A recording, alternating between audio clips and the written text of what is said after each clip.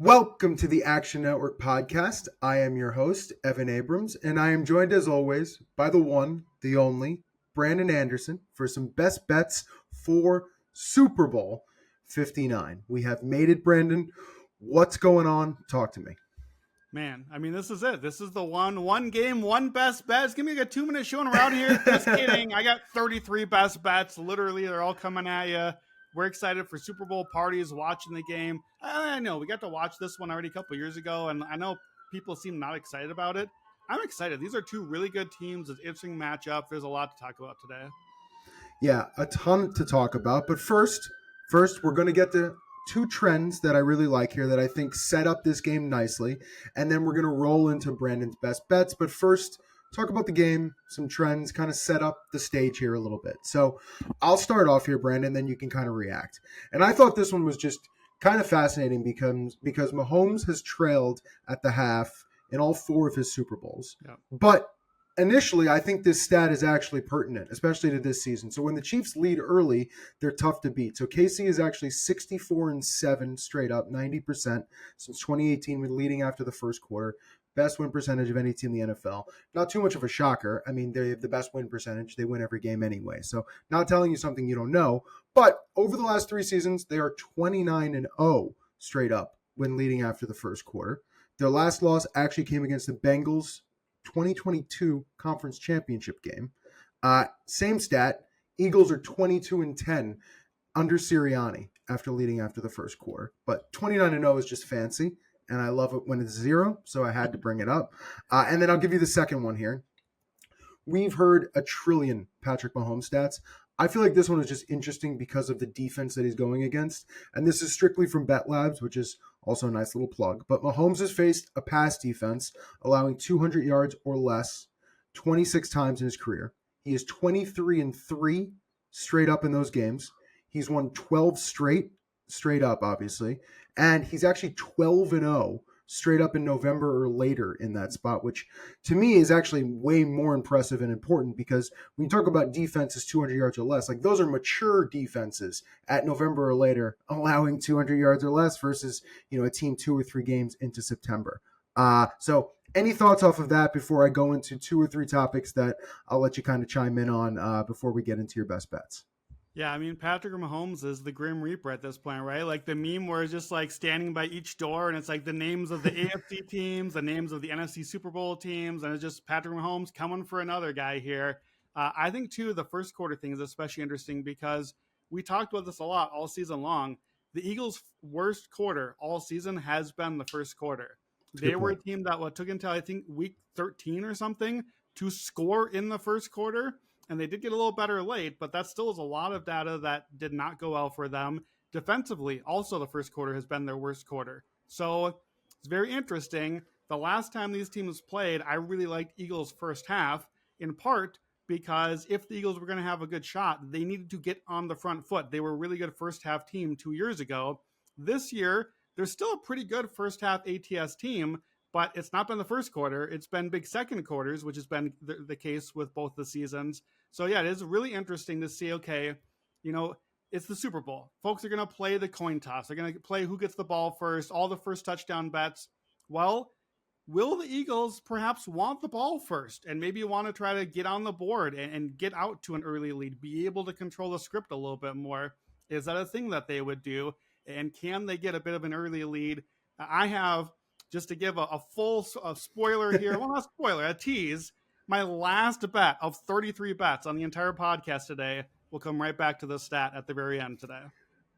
All right. Well, before we get to your 1,000 bets, let's just go through these 3 questions. So these are just fun questions off the game. So I want you to pick the player that makes the play that impacts the game that isn't a top stud. Who will we be talking about on Monday morning? I'll let you go first.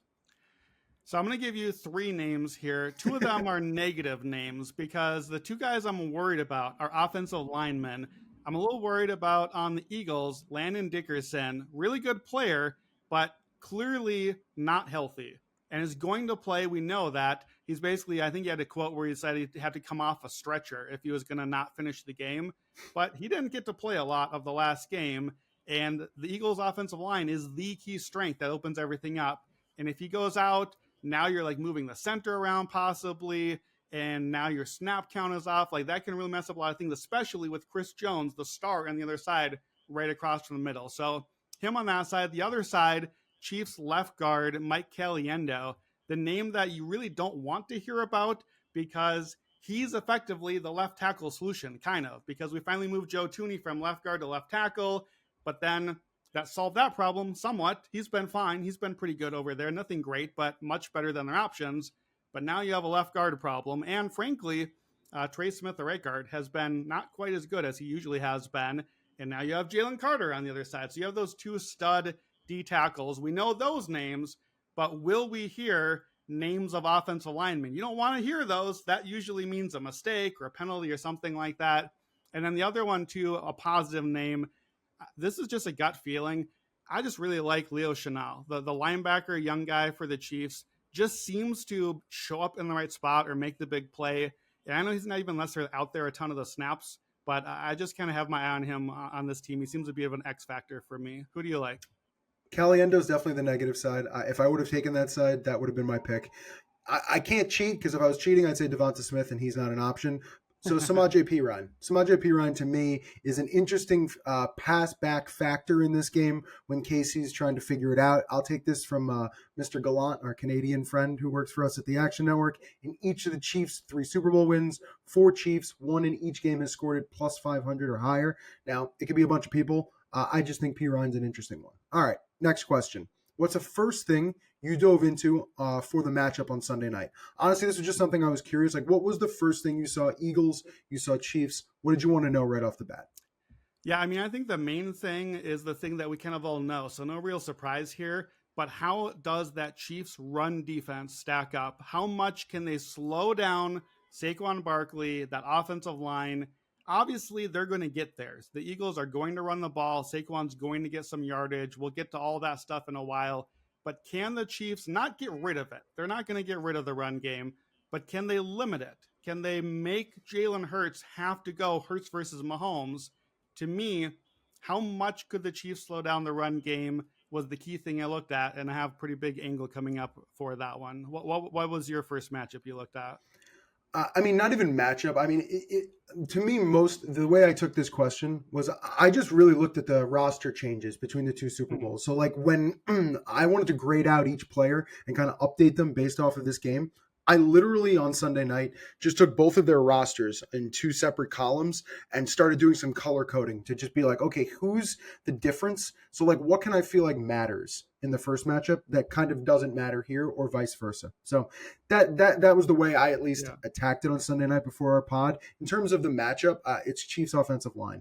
I think it's the biggest thing in the game. I mean, Mahomes, and we'll talk about this more, gets the ball out super quick. It could negate some of their issues, which has for a while, but to me, that's the biggest matchup. All right. And then just for a fun one, best and worst Super Bowl snack and food.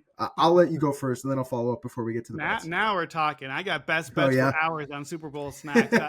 My favorite is I make like a cheesy bean dip sort of thing with chips. Okay. It's like a nacho sort of thing, like the Hormel chili, the Velveeta cheese, that whole mix. Throw in some tomatoes, that sort of stuff. So I love that. And otherwise, just kind of the classic stuff, good slice of pizza, nachos, any of that sort of thing. Worst Super Bowl snack, like you to me, conceptually, the worst snack is the one that was one too many. Like whether it's either you've got a dietary restriction, something or other, and you're like, well, just no. You gotta watch the game. Like you can't be feeling crappy by the end of the game. We know it's gonna come down close late based on the line and everything else. So to me, the worst snack is the one that's going to give you some issues and send you to the restroom when you need to be watching the game and the commercials later. I love that you had to kind of break it down like that because that's just how you break down bets. It's the exact same thing. My winners are boneless wings and pigs in a blanket. I think they're awesome and fun. And PJ Walsh, who obviously works here and writes for us at the Action Network, tweeted this out. I told him congratulations because he was right. The worst snack is deviled eggs. I'm sorry. I just absolutely don't see it. Consistency for me is key in food. Show me a cracker or something. Like put it on something. It's not for me. All right. The stage is set for Super Bowl 59 and the many prop bets to come. That means now is the perfect time to upgrade to an Action Network Pro subscription, because only Action Pro subscribers get real-time pick alerts from our experts, like Super Bowl prop bet masters Sean Kerner, Chris Raybon, plus all the tools you need to turn a profit in 2025. Right now, new subscribers can get $40 off a year of Action Pro at actionnetwork.com/SB. That's $40 off for the full year, so you'll be covered for the Super Bowl, March Madness, basketball, NBA, and even next college football and NFL season. So don't wait. Visit actionnetwork.com/SB to get $40 off Action Pro. Also, if you missed our Propapalooza episodes with Chris Raybon, Sean Kerner, Nick Giffen, and more, go back in the podcast feed and check those out. Plus, we've got a great bonus episode on deck where Chad Millman will be speaking with the head of trading at Caesars. That'll be available on Friday right here on the Action Network podcast. So please keep an eye out for that. Got so much fun content from us, but let's get rolling into this. It's best bets time. So time to get your best bets on the game. I want you to kick it off. But first, I want to tell you this. If you want to tail some of these bets, we have quick slip links in the podcast and video description for you. So go to actionnetwork.com/betnow. I'll say that again. actionnetwork.com/betnow. And it lists, literally with hyperlinks, all of Brandon's bets, and everybody who makes bets on a daily basis. So great utility, great resource. actionnetwork.com/betnow. So let's start it off. Give me your best bet either on the game or total. Set the table for us, Brandon. I like the Chiefs. I got the Chiefs shirt on. You knew we're headed that direction. You probably knew we're headed that direction just based on how I've backed Patrick Mahomes in the past. So to me, we kind of talked about already, what was the first matchup I looked at? And to me, Philadelphia's offense on the field is the first matchup, because that right now I think is the weakest unit of the four offense defenses. On the other side, okay, we kind of know what Fangio is probably going to do. He's going to take away the deep ball. He's going to take away the middle of the field, force you to play short. That's pretty much what the Chiefs want to do anyways. I think we're going to get a pretty pass-heavy script, lots of Worthy in the flats, lots of Travis Kelce underneath. We'll get to some of that stuff in my props later.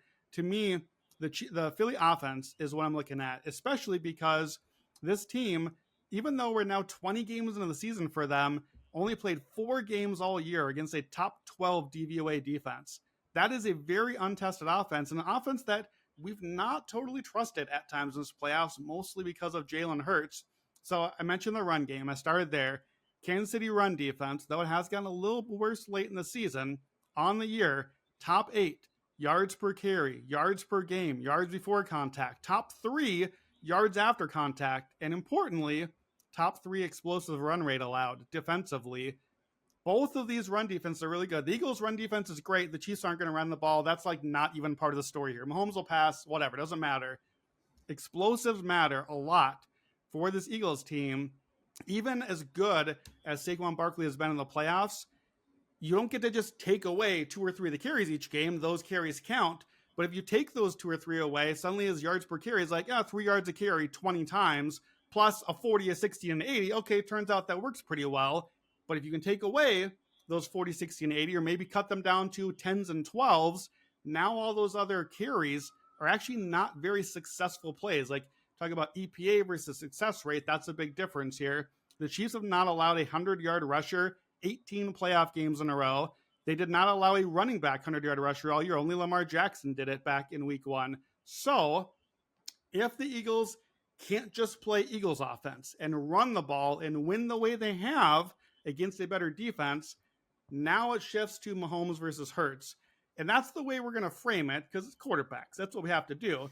But to me, now it shifts to Steve Spagnuolo versus Hurts, where he had the extra week of prep. Spagnuolo has been so good for his career in these one-off games. Even back before all this, back with the Giants, the one-off games over there. Now here with extra time to prep for Hurts, a guy that typically rolls to his right. That's going to matter in this game. The Chiefs' defense, pass defense, has been actually pretty bad on the left side on the season. But I think that rolling to the right a lot by pattern sets up a protection there, and it can set up targeted attacks on the blitz from Spagnuolo. Hurts when pressured this season, bottom 6 of all quarterbacks in success rate, EPA, yards per attempt, sack rate. Like, he has not done well against pressure. He's not done well against the blitz.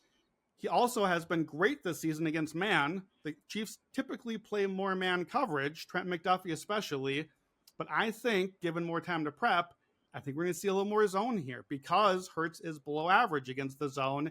And we're going to see Spags kind of mixing things up, throwing things at Jalen Hurts, saying, you know what?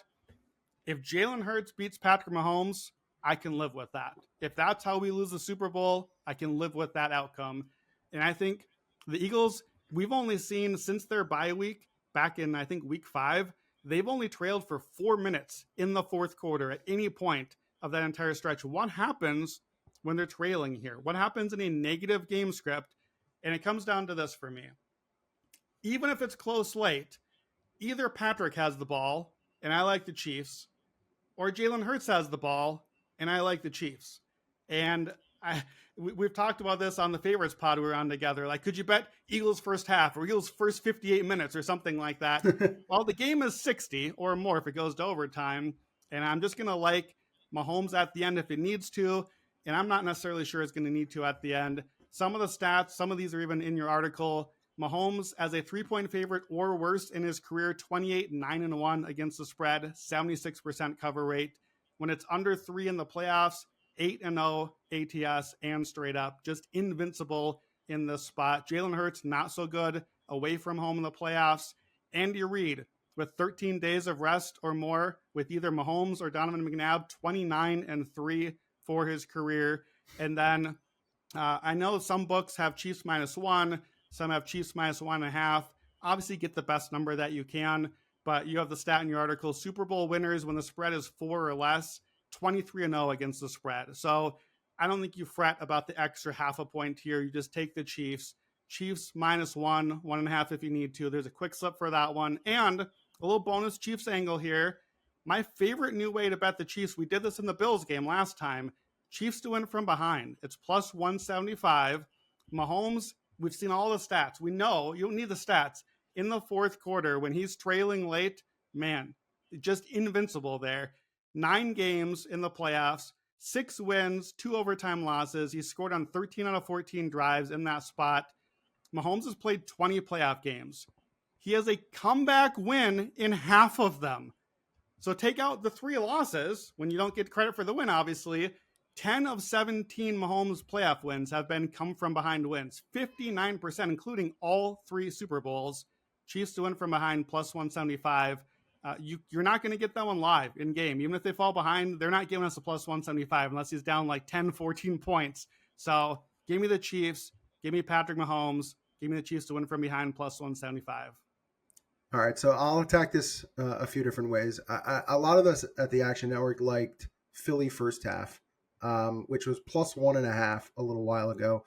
Now actually down to a half, and there's even one book that's actually made Philly the favorite in the first half and kind of kept them as the underdog for the full game, which says literally so much about the 58-minute line you just said in terms of the money line. But I'll take another angle at this, and I'll be honest, I did sprinkle on the other side, but come from behind angle is good. So I took KC first half, Philly full game. It's about 8-1. I can completely understand taking the other side of it, which would be Philly first half, KC full game. That's like 6-1. But the case for my bet, which would be Mahomes has trailed again at the half in all 4 Super Bowls. I kind of feel like that's a little bit of noise. I mean, he's led at the half in 8 straight games this year.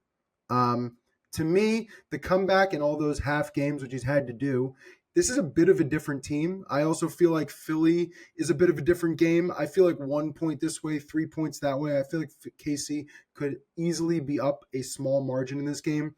And it's also not like Philly and this team, the important parts of this team, haven't been to the Super Bowl before and haven't experienced this, which, I think says a lot about poise in this one. So I will stick with that bet. And I also will say this. When Philly's trailing, which actually in total plays this year is less than Kansas City, they run no huddle at the second highest rate behind the Commanders, which literally was a machine gun offense. And they run the ball at the highest rate in the NFL. So to me, getting back into the game if you're down a few points isn't going to be difficult. And it's also going to bleed clock, which I kind of think helps this, which less time back and forth. So that was my bet on the situation. I think it's a really 50-50 spot, but I do feel like you're kind of going to get a back and forth game and maybe even a slower start. So that's my Yeah. feeling there. Before, yeah, go. Yeah, I think when it is a 50-50 game like this, and you see this from me a lot of times, when the line is -1, -2, somewhere in this range, it's a good spot to maybe get creative with your bet. And that's why I don't mind. I think that's why I like probably better the Chiefs to win from behind +175 more than the -1, because it's like, okay, how can I sacrifice some outs? If the Chiefs just dominate all the way, I'm going to lose that one because they never trailed in that game. But historically, the Chiefs are trailing a lot in these games. Heck, they could just trail on the very first possession, give up a field goal, and then come out and blow the doors off after that, and you still win the bet. That's how they've won some of these, quote, come from behind wins. So I think when it is this close, when we all agree it's this close, and when the books agree it's this close, finding a way to do the halftime full time bet or to do the come from behind or something with the juiced odds in there, I think makes sense. I don't have a total play on this game. I would lean under just because of what you said. I think this is going to be a fast Super Bowl. I think we're going to get 10 play drives, 14 play drives, like long running drives, long short passing drives in the Chiefs case. I think both of these teams could really chew the clock up if the offenses kind of get moving, some fourth down conversions, so we get those long drives. To me, that makes me think under, even though there's not really a strong trend play on either side here that I spotted. Did you end up having a total play on this game or a lean at all? Yeah, I mean, initially 49.5 was tasty, down to 48.5. I think we're just right in range. I mean, we did a final score prediction, which the article will come out, and maybe I'm giving away my pick, but I said Philly 25-22. Like, I feel like it'll be in that range. I think the 2-point conversion is something that is almost automatic from the Philly side, especially fourth downs, like all sorts of variance, which is why I picked a weird score. But I agree with you. I mean, I think slower starts, longer drives, maybe I was looking for this prop. How about halftime to be longer than the game itself? Half of a joke. But I mean, that's kind of the direction I think we're headed here. But let's keep going here. So, rushing props. Your line here, and I'm just going to quote it before I toss it to you, is why the books have the rushing props all wrong. So take it from there. Yeah, so I think this ends up being a lot more of a passing game than folks are expecting right now. I think the run props end up very wrong if I'm right about that. Saquon's lines obviously are basically their expectation for Saquon right now is 22 carries for 113 yards. That's a really big game. Like you talked about that with just running backs hitting 100 yards in the Super Bowl when we did this podcast before. And frankly, against the Chiefs, they're the third lowest yards per game to running backs, only 70 yards a game to running backs on the season. They did not allow a 60-yard running back until week 13 this season. They only had 4 all season. They did not allow any running back more than 16 carries all season until Mixon did it in the playoffs. He only was at 18. So that rushing attempts line is still like 3-4 attempts above they've ever had all season. And I just think, too, you can do like run blitz. You can cater your defense toward we're not going to let you beat us just by running the football. And I just have to expect Spags is going to find a way to say, Jalen, you're going to have to do some plays yourself, either as a runner somewhat, or at least as a passer. And I think Chiefs aren't going to run much either. I said that either. You can bet no player to have 100 rushing yards plus 210. That's basically just a Saquon fade. Like nobody else is hitting 100 yards, but you're getting a little bit better juice on that one. But to me, and this leads into my first bet here. So I was like, okay, I kind of like Saquon's under on the attempts. I kind of like under on the yards. But why is it? Like, what do I think specifically is not going to happen here? And I ended up, shockingly, I don't even know if I played this type of prop all season. I have 3 longest rush props here to give out. So I'm going to give one. And then I think you actually have an angle on it. I'll let you respond and then we'll go to the other 2. So I like Saquon's under on the longest rush, under 25.5. You can get it still out there. The Chiefs this season only allowed 6 rushes all year over 25.5 yards. They only allowed 2 over 28. So that's, that doesn't count. If you hit a 27, we're still over here. But just showing like they are not giving up these huge long plays. Of those 6 long runs, 26 or more, 3 of them were quarterbacks. So they're not allowing huge running back runs. Saquon is eating on these long runs, but he has so far this season 13 runs over this number. So it's like, oh, they 13 out of 20, that's pretty good. I should take the over. No. 10 of those 13 came against the Rams, the Commanders, the Giants, end of list. 3 really bad run defenses, and frankly, we knew he'd kill the Giants. We saw Hard Knocks, right? And we saw Washington. We saw him get big games game after game. We saw the Rams. He had multiple teams against them and had big games. Other than those 3 opponents, he went over this longest rush only 3 times the entire season. He's under this number 8 of the last 13 games. So to me, I would lean under on the attempts because I think that the Chiefs are ahead and the Eagles are going to have to try to pass a little bit. I'd lean under on the yards, but I lean under the yards because I just don't think he's going to have that breakaway 70-yard touchdown this game. To me, I think if you're the Chiefs defense, if you say we're not giving you that play this game, easier said than done. But if you can take away those 1 or 2 huge plays and force Jalen Hurts to matriculate and beat you that way, you're going to feel really good about your chances. So I'm leading with this because to me, that sort of dictates how I thought about the whole game. Saquon under on longest rush. I think you might feel otherwise. Where are you at on this one?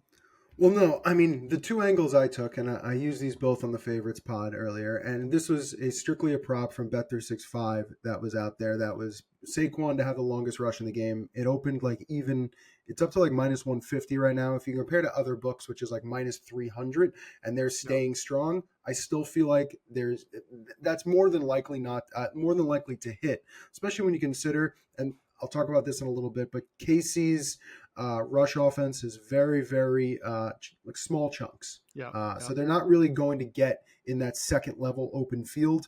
And then on the other side, I mean, again, Saquon is, it's Saquon, Hurts, or Mahomes. Other than that, to break down that market. So that's one prop. The prop I actually like, which is a huge gulp before you say it, is Saquon under 58.5 rushing yards in the first half. And this kind of goes into 2 different levels here. Level 1 would be, I found this interesting. First half this season, he has 11 rushes of 13 plus yards. 4 of those 11 came versus Washington. So, I mean, when you think about just those games, he exploded. I think otherwise, there's lots of options for him to go under that mark. And then as a bettor, I'm kind of just telling you where my mindset is.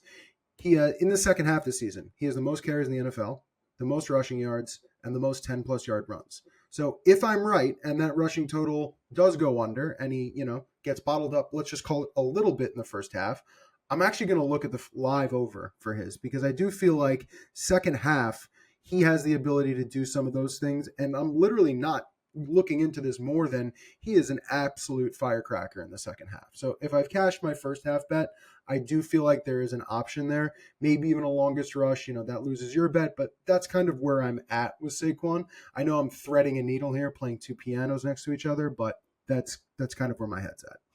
Yeah, no, I think that makes a lot of sense too. I doubt we can play longest rush live. I don't know that that's a prop market that stays open, but I think playing the first half under, definitely we've seen him have these explosive big runs in the second half.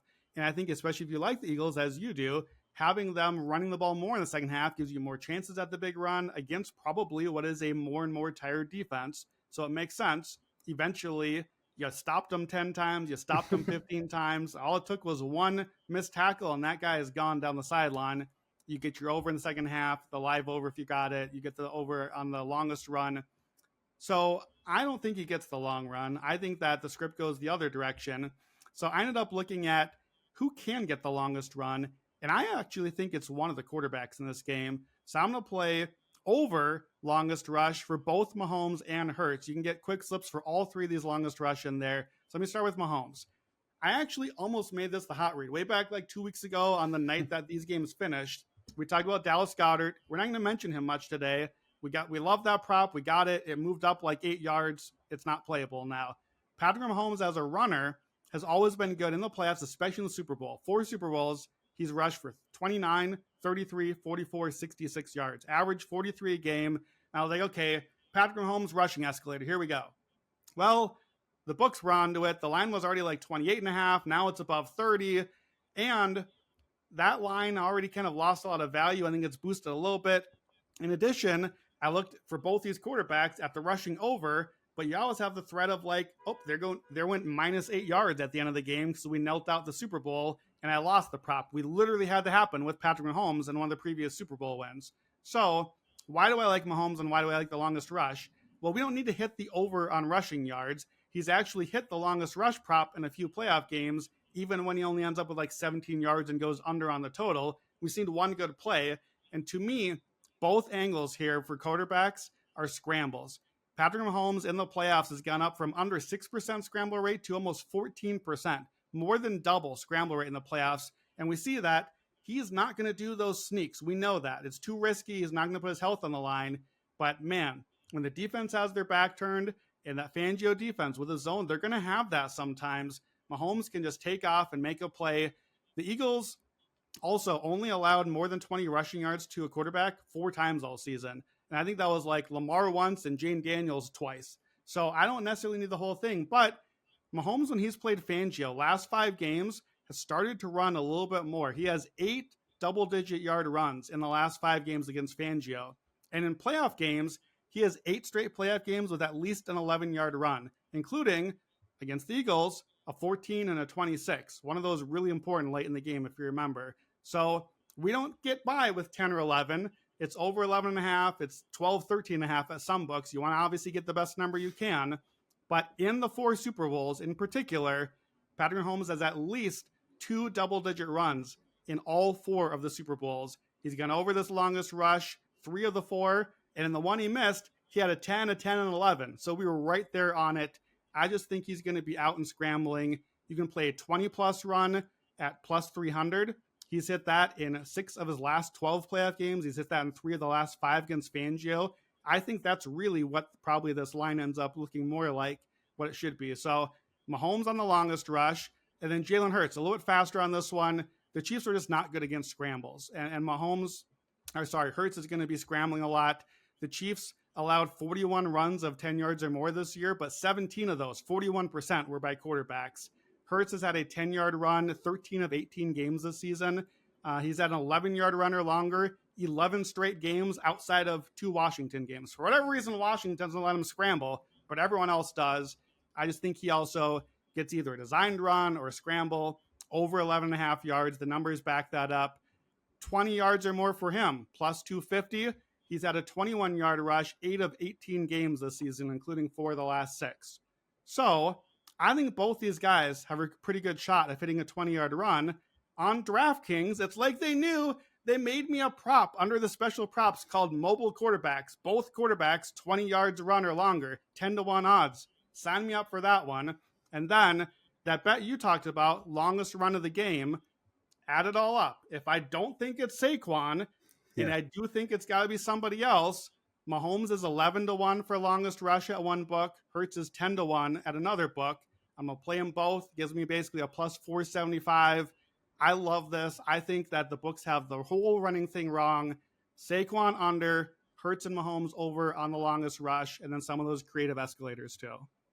Yeah, the only add I'll have there is a little bit of a prop that it's all over the place, but Hurts 5+ rush yards in each quarter. I just think pressure is going to be the key there. So Hurts 9.5% sack rate. Obviously that's a sack, but sacks can turn into scrambles very quickly. So almost 1.5% higher than any season in his career. And then you just look at percent of dropbacks under pressure. And this season Hurts is over 40% like he was last season, and Mahomes 3% lower at 32%. So I feel like Hurts kind of has the advantage on the scramble, so I kind of like that prop.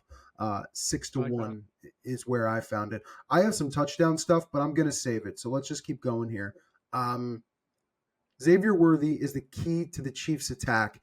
I think there's some interesting things about Worthy in this game, but you're taking a completely different angle on it. So attack Worthy. Yeah, Worthy is a guy that we've been playing a couple times on in these playoff best bets, playing those receptions, and that's where I'm kind of headed here again. So set the stage. Fangio defense, number 1 against the deep ball, number 1 against middle of the field, top 5 against running backs in the passing game. That's an Andy Reid specialty, those screen plays. Top 5 against tight ends. That's Travis Kelce. Where do you attack the Eagles' pass defense? Well, they play a ton of zone. About 2/3 of the snap are zone. You're playing the safety deep, take away the deep ball. Cover 3. How do you beat cover 3? Horizontal stretch plays. Speed. That's Xavier Worthy. How do you beat cover 4 and cover 6? The Eagles play more cover 6 than anyone in the league. How do you beat that? In the flats. Those short little dump-off passes right at the line of scrimmage. Who are they going to get the ball to? Xavier Worthy. He has 99th percentile in the NFL on EPA in the flats. 62 of his 70 catches this season either are qualified as short or behind the line of scrimmage. and he has over a 90 PFF grade on both of those. He's averaging 7.5 yards after the catch on those. Just get the ball to him on a punt return, basically. Just put him out on the side. It turns into a run play. Let him do his thing. Chiefs led the league this season in EPA per play on quick passes, and Worthy had targeted almost a third of those times on quick passes. A shocking name to bring up here on a Super Bowl podcast, Wan'Dale Robinson, the Giants receiver, I think is a similar stylistic player to Xavier Worthy, clearly worse. When they played the Eagles this year, he had 6 catches in one game, 10 catches in the other game. I think that's a similar attacking the flats, attacking those short spaces. He out-targeted and out-received Malik Neighbors both of those games, even though Neighbors played both of those. So we've talked about this with Worthy. Before or through week 12, they used him totally differently, the Chiefs did, than how they do now. His ADOT was 12 before that. It's below 6 now. He was this Tyreek Hill wannabe that wasn't working, was barely getting even half of the balls caught. Now he's playing a ton of snaps. His snap rate is up. His target share is way up. His ADOT is down, but he's catching everything because it's all this easy stuff. They're just getting in the ball quickly. Since week 13, leads the Chiefs in yards, routes run, receptions, yards after the catch, first read target. Like, just pick a stat. He leads in all of them. So, how are we playing it? Last 5 games, Xavier Worthy, 6.4 receptions a game. He's averaging 46 yards after the catch on those. Well, that's because they're pretty much all like 0-yard passes. In 4 of the 5 games, he's at least 6 catches, at least 75 rushing and receiving yards, and a touchdown. So, I want the volume play here, not necessarily yards. I want receptions. Over 5.5 receptions, Xavier Worthy, plus 120. Quick slip for that one. And of course, on the escalator, 7 catches for 225, 8 catches and more, plus 425. I think that's a look for just Worthy to get a lot of looks. I like that if they're ahead. I like it if they're behind. Just get him some quick passes out. Let him do his thing. Anytime touchdown, plus 165. Again, he's scored 4 of the last 5 games. 15-1 for 2.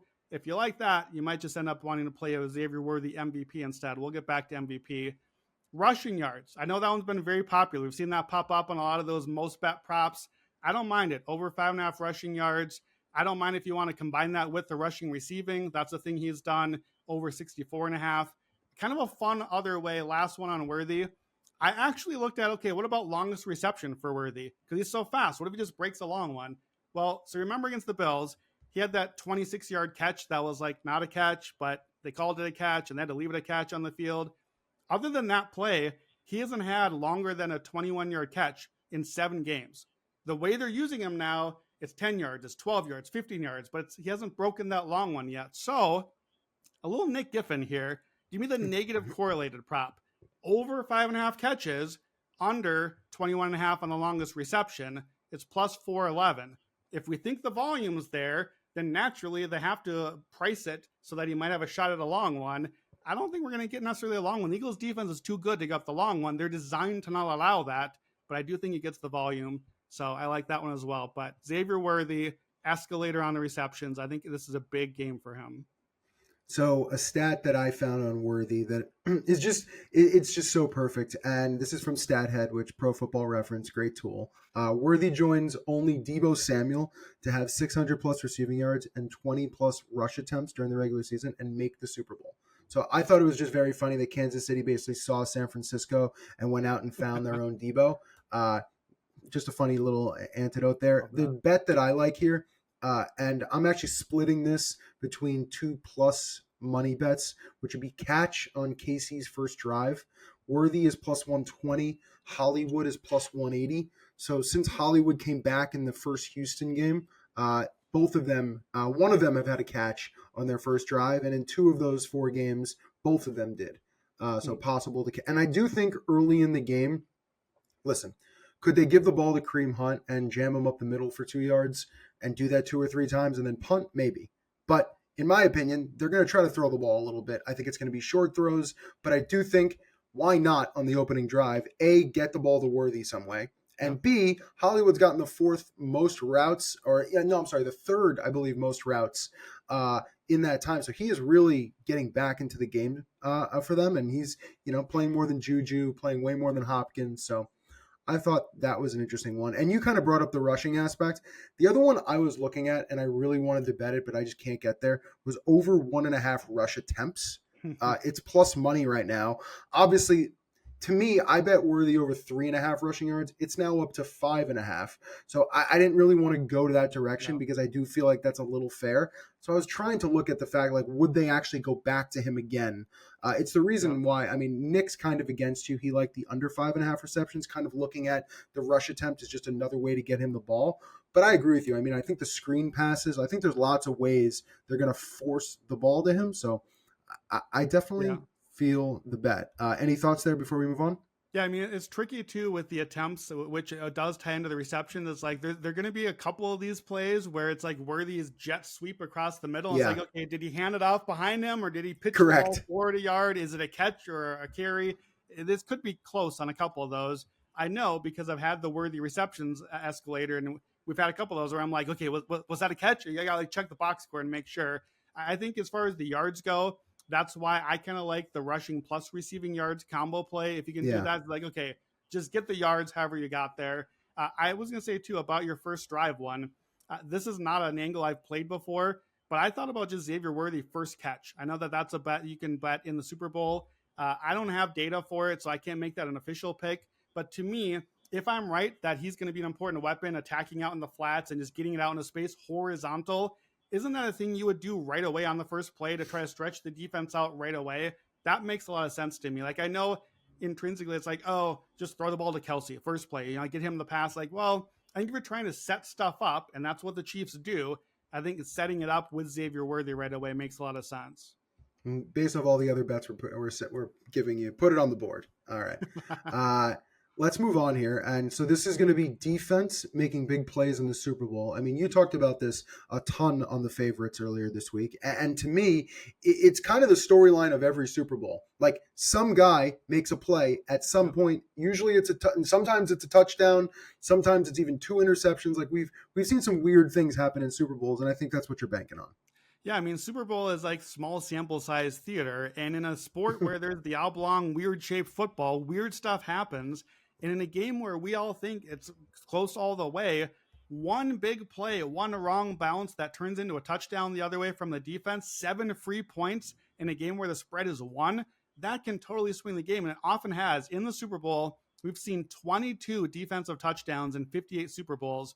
We've had at least one in 19 of the Super Bowls. That's almost one in every 3 Super Bowls. We get a defensive touchdown. We just had one in the Eagles-Chiefs game last time. Nick Bolton picks up a fumble. Jalen Hurts just on a designed run, just frankly dropped the ball. Nick Bolton into the end zone. He almost had a second one. He celebrated a second touchdown on a play where it's kind of a screen, bang, bang play. They called it a touchdown. They reviewed it, took it off the board. I just watched the replay the other day. That was really close. Like Nick Bolton was a split second away from 2 touchdowns and probably MVP to close out the game at that point.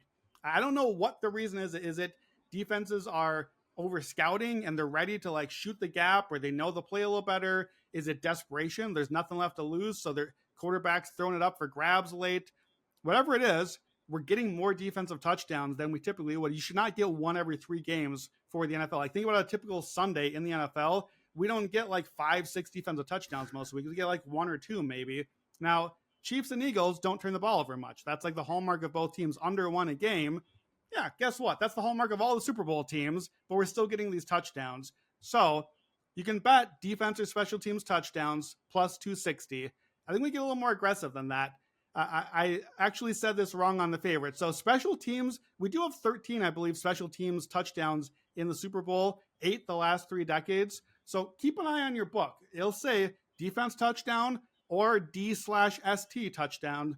You want the special teams here, I think, if you can get it. If the price is pretty similar, and then here's the other thing to watch for. When the defense scores, it almost always means that you win. I mentioned 22 defensive touchdowns. Only 3 of those came from the losing team. So at least one defensive touchdown by the winner, 16 out of 58 Super Bowls, 28%. So I'm going to play it both ways. I like the Chiefs, but if the Chiefs lose, couldn't it be because the Eagles got a free 7 points on like a fluke weird bounce play or a pick 6 or something? Sure. That's a great, easy way for my bet to be wrong. So Chiefs to score a defensive special teams touchdown in a win. I'll just tell you can play it at DraftKings because that's a good spot to get the special teams in there as well. Plus 950.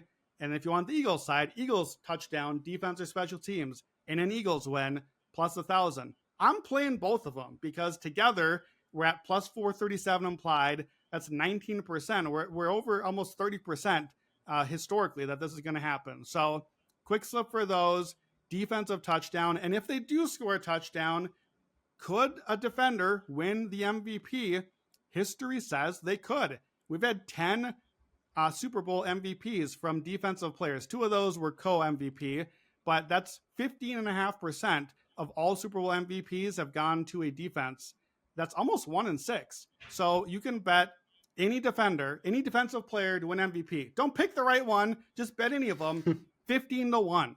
15-1 is way better odds we should be getting compared to what history is. And if you go at FanDuel right now, you can break it down. You can bet by D-line, by linebacker, or by defensive back if you want. You can play all 3 of those. That's everybody. And you basically get like a plus almost 2,000. So an even better price than the plus 1,500. So I love this. This to me is I don't care who the teams are.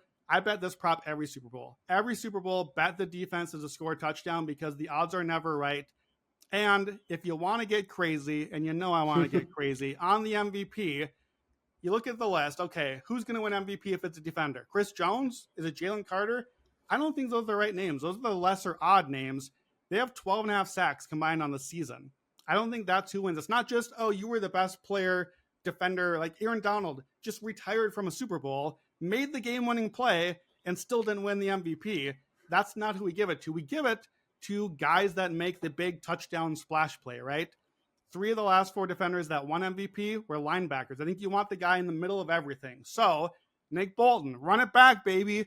400-1. He probably almost won it last time. He averaged 8.5 tackles a game this year. He had 8 tackles and that fumble recovery touchdown against the Eagles. He can get a sack or interception every now and then. I like him 400-1 for the Chiefs. Nolan Smith, 300-1 would be my Eagles pick. He's had 4 sacks in the playoffs already. He's had at least 1 sack 5 of the last 6 games. Chiefs tackles have not been great. Even Drew Tranquill, 1,000-1. He's second on the Chiefs in tackles. He's on the field like 75% of the time. Just give me someone out on the field that might happen to be a play. Malcolm Smith won a Super Bowl MVP like a decade ago. I don't even know who that is. I had to look up what position Malcolm Smith plays. Just give me some defender to possibly do something crazy in this game, and you bet on defensive touchdowns every Super Bowl. Yeah, like a lot of these things, you and I kind of on the same page. We think very similarly in these ways, but I'm looking with a defensive point of view at the Chiefs pass rushers and Hurts pressure and sacks as like my angle to take here. So between Karlaftis, Jones, Bolton, and Omenayu, I'm going to say that wrong, but that's the way I'm going to say it. I think they're interesting options, and I think the way I'm going to play them, so FanDuel has a category called sack fumble, and they kind of put them together. So Karlaftis, I think, probably has the most chance percent probability value to me. So he is 65-1 to have a sack fumble recovery and 12-1 to have a sack fumble. Chris Jones is 16-1 sack fumble. Omenyahu's 13-1 and 65-1. Those are just absolute long shots. And in the MVP category, I think it is Karlaftis. He's about, last time I looked, I got him at 200-1. I think he was down to 180-1.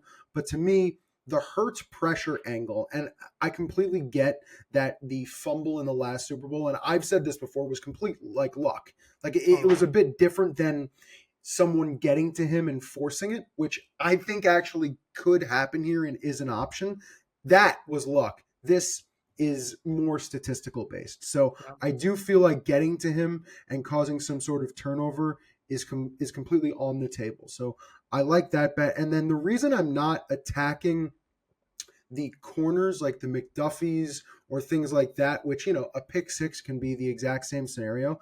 I found this a little surprising. So Hurts only has 5 interceptions when trailing the last 2 seasons. He's done a really good job at controlling the ball and making sure that he doesn't do that even in that scenario. Mahomes has 9. So Cooper DeJean, things like that, I don't know. But that's the reason I'm not taking like the Chiefs corners in that situation. And then I'll just give you 2 other bets. Slay under tackles and assists a little. I'm channeling my Sean Kerner right now, but I kind of like that bet. Against the Rams, Slay was targeted 14 times, which actually led to 6 tackle assists. Other than that, he's had 3 versus Washington, Green Bay, and Dallas. And he's only had 15 targets in those 3 games compared to that 14 target game. And then the other one, which it's kind of a blanketed statement, but CBs and DBs are 18 and 11 to the tackle and assist under versus Kansas City this year. He just goes right up the middle. They do things differently. They always don't go to the same wide receiver. To me, I think there's a lot of options to get that under. So that was the other bet I liked.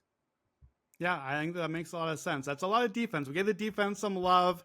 Let's go to Super Bowl MVP. I kind of mentioned the defenders I like here. I've got a whole article coming up kind of ranking 1 to 10, I think. Who are the MVPs you want to bet? Who do you want to avoid?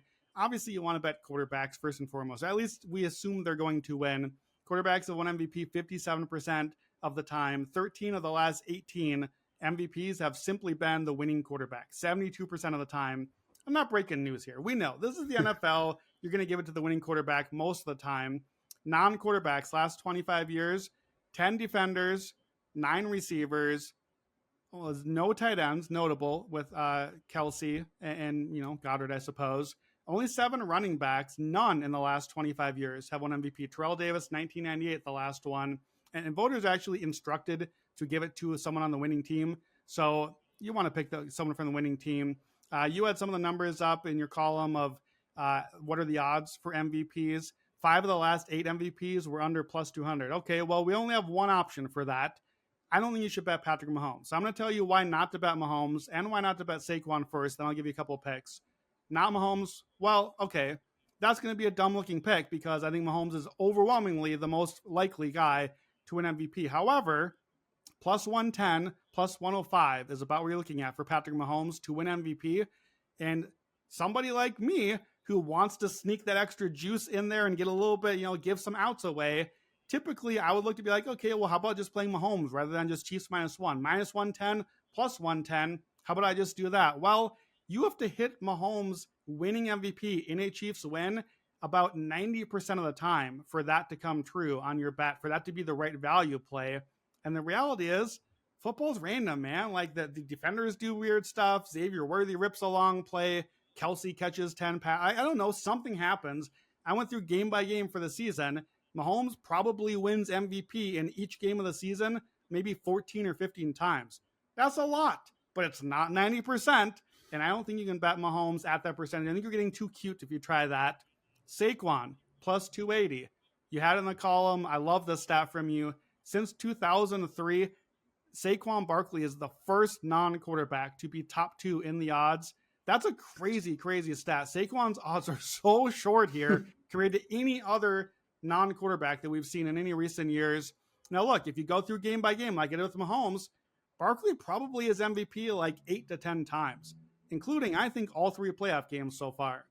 So that's more than Hurts, spoiler alert. But even still, at plus 280, if you do the math, Saquon has to be MVP in over half of all Philadelphia wins to be the right angle on the Eagles here. And especially with the way I'm looking at the run game here and thinking that the explosives may not be there, I just can't get there. Even though you're like, okay, if the Eagles play how they want to, who would win MVP? Well, I think that's Saquon. But to me, I don't know that the Eagles are going to get to play how they want to. And that's why I actually love my top Super Bowl MVP bet as Jalen Hurts plus 380, because I think Hurts as MVP is a great way to invest in Philly, sort of hedge against Kansas City, because I think if the Eagles lose, I think it's because Hurts was not good enough. That's why I'm picking the Chiefs. But I also could be wrong about that. And if the Eagles win, it's probably because Hurts was good enough and he did the thing. He got the tush-push touchdowns. He scrambled some. He got the passing. Last Super Bowl, Hurts was plus 140. You're getting the same dude at plus 380 2 years later. Of course, because Saquon is there now. But the winning quarterback in the Super Bowl is MVP 72% of the time the last couple of decades. He only has to be MVP 43% of all Eagles wins here. To me, this is just a smart way to bet a long number on a quarterback that we're kind of overlooking because of Saquon Barkley. So I've got a couple other names to mention here, but between those 3, clearly it's Mahomes, Saquon, Hurts are the three guys way out ahead of the field. To me, it's Hurts or nobody in that group. What do you make of those three? Yeah, I'm with you. I hate to always agree with you here, but I look for different outs. So obviously, Mahomes is like the obvious option in a number of different ways. But if you don't think Kansas City's going to win, he's not going to win the award. And I look to say the tush push is just something that is predictable. It's something that we know Philly. It's like going for it on certain fourth downs with them. Going into these games, I think we all look for predictability. Something that we know Philly is going to do. If they get in that range, they're going to use him.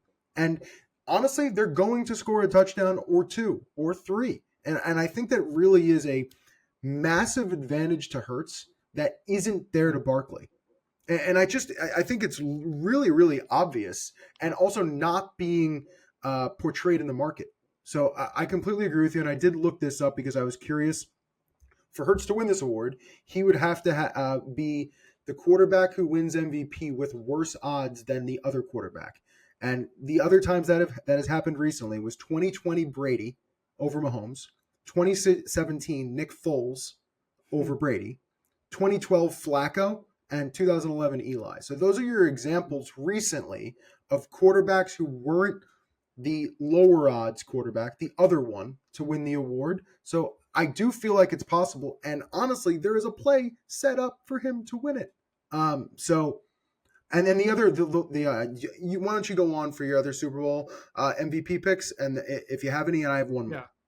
Yeah, I just have one other one. I want to like the Chiefs here because, of course, I like Xavier Worthy. I went long on him before. To me, the upside of Xavier Worthy MVP is could he score without Mahomes being involved? Because it's either Worthy or Kelsey are the names you look at for the Chiefs, but anything they do, Mahomes did too, and Mahomes is Mahomes, and isn't it just going to be him?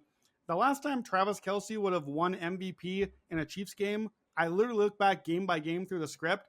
I think probably back in 2022. He had 3 touchdowns in a game. It's been that long, even though he's been so good, because Mahomes is just going to win MVP usually. With Worthy, at least maybe he gets a run, maybe a special teams or a trick play, that sort of thing. I get there a little bit easier. To me, we've said this before, even before we got the Super Bowl matchup, if you want a long shot non-quarterback MVP, you like the Eagles because Hurts is a little less likely, certainly a lot less likely than Mahomes to be the quarterback winner. I like Devontae Smith, 66-1. I'm kind of running it back. This was the pick that I had 2 years ago, but it was 33-1 then. So we're getting double the value, literally double.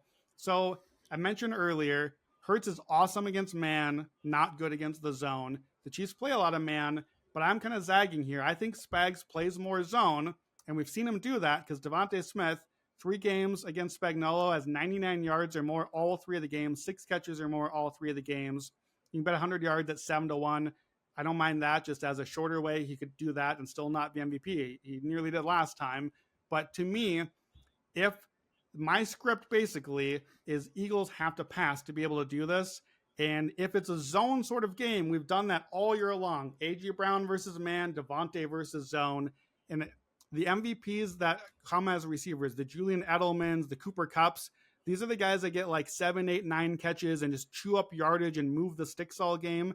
To me, that's Devontae Smith, not A.J. Brown. A.J. Brown's the big play. Devontae's the move the chains guy. So I'll be betting. I mentioned the defenders, just a little nibble on those. Come on, 300 and 400-1. They're going to lose, but just in case. But I think Jalen Hurts and Devontae, I will play those even though I'm on the Chiefs because it's kind of a good way. When you're betting 33 Super Bowl bets, some of them are going to lose. This to me is a way to kind of cover some of my Chiefs positions if the Eagles do come through in this way. So Devontae 66-1. You reacted. Is Devontae your name too? Yeah, I'm sitting here shaking my head because Devonta's my long shot. But the other thing I want to say is, and I'm going to call it out, FanDuel right now has him at 95-1. I bet him at 100-1 to win MVP. So that is something to note definitely there. You said everything on Devonta. The one note I'll say, which isn't Devonta specific, but I just found it kind of interesting. The last 2 turf Super Bowls, 56 and 53, both won by wide receivers, Kupp and Edelman. So maybe the indoor, maybe the fast track, maybe a little bit more, receiving yards or something like that. I don't know. Could be nothing, but I looked in my database and found that kind of interesting. Okay. quick notes, quick hitters. These are just quick bets. This is everything that we didn't get to. I know you've been with us for an hour, but this is the final leg here of the 2024-25 season. So, Brandon, I will let you go first. Just quick hit it, run through it. These are some other bets. Yeah, a couple anytime touchdowns, and I'll let you get some anytime touchdowns. Jalen Hurts, you just made the whole case for me. Minus 105, minus 110, a ridiculous number. He is, to me, the most likely touchdown scorer in this game. He has at least one rushing touchdown, 12 of 17 full games this season, 10 of his last 12. I don't need to do the math for you. Like, clearly, that should not be priced as basically a coin flip here. From Mike Clay, Jalen Hurts led the league in expected rushing touchdowns, 14 and a half. He was third highest in most carries inside the 5. I think the line should be like minus 200 or longer or shorter, whichever way we do it. The line is off here. The Chiefs, a lot of rushing touchdown. Their quarterback, 4 straight games. Hurts had 3 last game. He had 3 in the Super Bowl against the Chiefs also. So give me the touchdown. 2 or more touchdowns for Jalen, plus 625. Quick slip for both of those. Travis Kelce touchdown. He did not come through for us against the Bills. My Travis Kelce legacy escalator came out flat. But if you're giving me plus 140 on Travis Kelce to score a touchdown, I'm just taking it. I just don't need to say much more than that. Like, here are the numbers last 5 playoffs for Travis Kelce. 122 catches for 1,407 yards and 14 touchdowns. 71 yards or more, all but one. A touchdown in 11 of 15. It's ridiculous. 19 touchdowns in 20 Mahomes playoff games. And I'm still going one more time here. Maybe this is the end of the bet, but Travis Kelce likes to get the first Chiefs touchdown. They just go to him early, and including that's who scored the first Chiefs touchdown in the last Super Bowl against the Eagles. He's done this in 5 of the last 9 playoff games for the Chiefs. 0 for 2 this year, but plus 425 on first Chiefs touchdown, 14-1, first Chiefs touchdown in a win for Travis Kelce. So Hurts and Kelce. If it's a playoff game, I'm probably playing those guys to score a touchdown. You've heard that case from me over and over again. I have to believe you like Hurts because you made the tush-push case here. Who are your touchdown bets? Hurts was on it. The 2 stats I'll give you: 7 rush attempts in the red zone in their last 3 games versus Kansas City. So definitely gets the rock. And then you look at Kansas City's defense: 23rd in stuff rate, 28th in power success on defense. They're just not going to stop anyone in that situation anyway. So touchdown. And then Kareem Hunt, I like him to go 1 and 2. I mean, he's had a touchdown in 4 straight games. He's had a touchdown in all 6 of his playoff games. You look at KC carries inside the 5. Hunt has 17. Rest of the Chiefs only have 11. He hasn't fumbled since 2021. He has a good story that is, a little questionable, but Andy Reid loves him and has talked about getting him, some love in this game. I think he's not going to have the fantastic game, but he's going to get a ton of carries inside that 5-yard line if they get there. So Kareem Hunt, 1 and 2. Yeah, I like that. I know Gilles Gallant likes Kareem Hunt as like the first touchdown. Kareem Hunt and Saquon Barkley as first and second touchdown, either order. I think he's had the first touchdown both games because I've had the Travis Kelce first touchdown Chiefs bet and keep getting annoyed that it's Kareem Hunt instead. So I think that checks out. He's definitely finding the end zone. A couple non-Brandon-y bets I have for you. Some bad juice bets, but I think are just good kind of bankroll builders. Devontae Smith's receptions line is 4.5. I like 4+ receptions at minus 235. So I'm taking an alt here to go under. Not a usual play for me, but he's done that 13 out of 16 games this season. I told you earlier about why I think he's going to have a big game, so maybe I'm getting too cautious here, but 13 out of 16 is a very strong play. He's the zone beater. He's had at least 4 catches every playoff game, 8 games in a row. I think that is a nice same game parlay addition. If you want to add that in, just kind of boost the odds a little bit. Here's another one for you. Minus 600 on this. What am I doing? Eagles successful 4th down conversion. Come on. We all know the Eagles are going to convert a 4th down. They did it in 17 of 20 games this year. 85% hit rate. The only 3 they didn't was against Jacksonville, Washington on a Thursday night game they dominated, in Carolina. So in the games where they just didn't need to, they didn't have a 4th down. Otherwise, every single game, we got a tush push, basically, 4th down. So minus 600, not a bet I'm going to give out often, but I like it. One more here, another one. Just if you got to play the coin toss, per Anthony Reinhardt on Twitter, I found some stats for you. Here's the stats. Eagles to win the coin toss, plus 100. It's at DraftKings, even juice. Don't be going minus 105 somewhere on a coin toss. Come on. NFC East teams this year against non-NFC East, 31-13 winning the coin toss. What's better data than that? Every team in the division over 500. In the AFC West, Every team's under 500. They're the only division like that. This is the best division in football at coin tosses against the worst division. Eagles coin toss plus 100. I got one more crazy long shot at the end, but do you have any other bets before we get to it? Yeah, I'll go quick here. I like one sack bet, KC on the three-way to have the most sacks in the game. I've talked about a number of different ways why that's going to happen, but also on the other side, Mahomes' quick release. I just think there's more opportunities.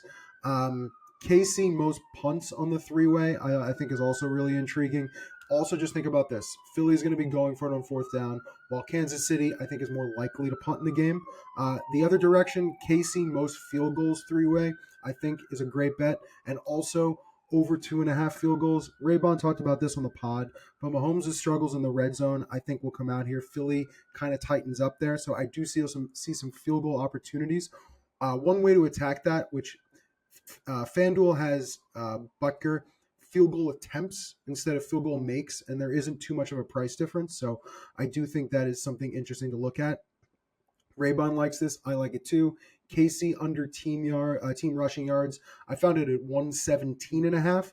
There's just, again, 31st in second level yards, last in open field yards. So they just don't get to that level. And even if they're ahead and they're winning the game, I still think it's going to be tough to get there. I took Noah Gray under longest reception at 10.5. He's just getting much less snaps. Kerner likes under 1.5 receptions, so I do feel like at 10.5, that's also a good bet. And his ADOT in the last 3 games, 2.8, which is crazy. And then I'm going to fire off a few here. Eagles players to have a rushing attempt under 3.5. I want to wait on Gainwell because that's kind of with the concussion what we're like looking at there. So Gainwell in, I'm going to pass. And I think the other play would be a Goddard rush, which I see as like 225, 230 in some places. Eagles have been doing that a lot lately. I think this is intriguing, and I get your opinion on this. First turnover in the game is a turnover on downs, which is plus 350. I already kind of like no interceptions. Fumble is kind of lucky, and no turnover is 14-1. So I feel like Philly going for it on fourth down and not getting it, plus 350 is an interesting option. Yeah, I kind of like that one. I hadn't seen that one posted anywhere, but I'm betting the defense touchdowns, but we talked about these are teams that don't turn it over all that much. But we've said this before. I think turnover should count, turnover on downs. That should be a real stat that counts toward the turnover margin. We know the Eagles are going to go for it on some fourth downs. If one of these teams gets kind of between the 40s early in the game, if we're right that this is a 10, 12, 14 play drives possession, a turnover on downs is just as damaging as interception or a fumble because you don't want to just give the ball away back to the other team. You want to keep the ball, keep it out of the other offense's hands. So I do think we're going to get some fourth down conversions here, fourth down attempts at least. Eagles are more likely to convert, but I know some, I think on the favorites we talked about, both teams that convert a fourth down. I think that's a good play too. But I think yours, especially at the juice, for that to be the first quote turnover. I like that one. My last bet is, to me, we love to just kind of pull the exactas, right? And so you can bet the exact score outcome. That's a little too exact for me. Like you're just throwing money at a lottery ticket. Here's my version of that I think actually is just a little more of a scripted bet. It's a 3-part same game parlay. Chiefs first quarter, Eagles halftime, Chiefs money line. So the script is the Chiefs get their first quarter lead. You have the stat at the top of the podcast, how good they are when they get the lead. But we talked about it. The Eagles are not good in the first quarter on the season, but they're pretty good in the first half. The Chiefs always trail at halftime in the Super Bowl. I know it's only 4, it's all noise and everything, but we're doing a narrative bet here. Chiefs haven't led the half any of their 4 Super Bowls, but Mahomes always comes from behind. So Chiefs lead early, 7-3, 3-0, whatever. Maybe it's just like the clock runs out in the first quarter. First quarter is kind of random. Eagles lead at the half. Chiefs win the game. It's plus 2,400 at DraftKings. 24-1 for a script that feels like the game we kind of watch the Chiefs play week after week. I don't need an exact score. It's a little too crazy for me on that one. But this to me is my like narrative. I'm just in on what's going to happen here. 24-1, Chiefs first quarter, Eagles halftime, Chiefs full time. That's it. That's the last bet for me for the Super Bowl. I love that. I'm going to bet that as soon as I get off here. All right, so summarize your best bets. We've probably been through at least 100 here, but I want you to give the people, if they've made it this far, which I hope you have, give them your best. Give them a summary. Yeah, so obviously I like the Chiefs. So Chiefs -1, 1.5. And if you have it, Chiefs to win from behind. That's my favorite way to just play the Chiefs, plus 175 or somewhere in that range. Favorite props, Saquon under on longest rush, Worthy receptions escalator, and Jalen Hurts on the touchdown. We went through all of those.